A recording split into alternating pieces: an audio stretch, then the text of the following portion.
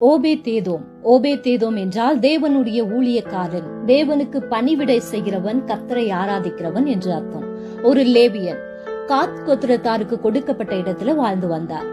அதனாலதான் அவர் கித்தியன் என்று அழைக்கப்பட்டார். ஊசா என்பவன் கர்த்தருடைய உடன்படிக்கையை தொட்டான். கர்த்தருடைய கோபம் அவன் மேல் வந்தது. கர்த்தர் அவனை அடித்தார். அதனால அவன் மரித்து போனான். ஆனா இந்த ஓபேதேதோமை மட்டும் தேவன் ஏன் ஆசீர்வதித்தார்?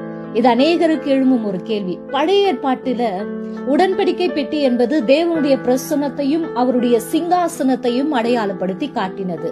அதை எப்படி சுமக்க வேண்டும், எப்படி நடத்த வேண்டும் என்று தேவன் லேவியர்களுக்கு அநேக கட்டளைகளை கொடுத்திருந்தார். ஊசாவும் ஒரு லேவியனாக இருந்தார். கர்த்தருடைய வார்த்தையின்படி யாரெல்லாம் கீழ்ப்படிந்து அதை சரியாய் கடைபிடித்தார்களோ அவர்களை தேவன் ஆசீர்வதித்தார்.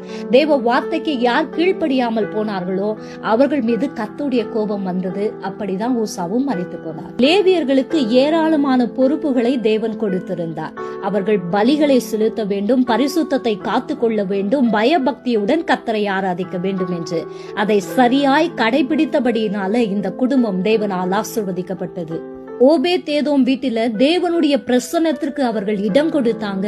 தேவ பிரசன்னம் அவங்க வீட்டில வந்து தங்கியிருந்தது.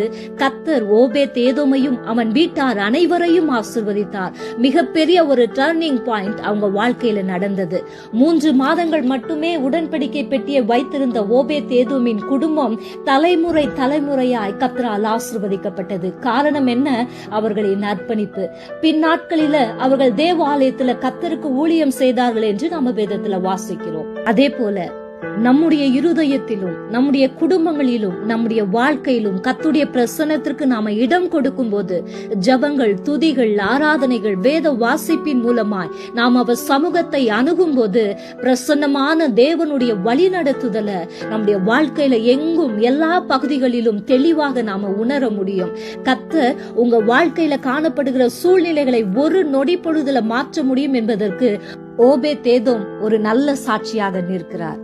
தேவன் நமக்குள்ள தங்கி இருக்க வேண்டுமானால் பரிசுத்தம் மிக மிக அவசியம். நம்மை ஆண்டவருக்காக வாழ அர்ப்பணிப்போம்.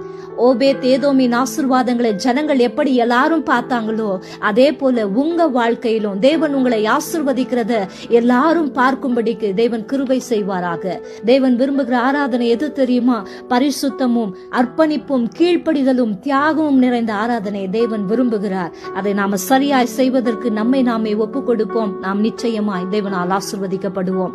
அன்றைக்கு ஓபேதேதோமை விட நாம் இன்றைக்கு அதிகமாய் ஆசீர்வதிக்கப்பட்டவர்கள் என்பதை மறந்து போகக்கூடாது. நாம எந்த நேரமும் எப்பொழுதும் எல்லா இடங்களிலும் கர்த்தருடைய பிரசன்னத்தை உணர முடியும்.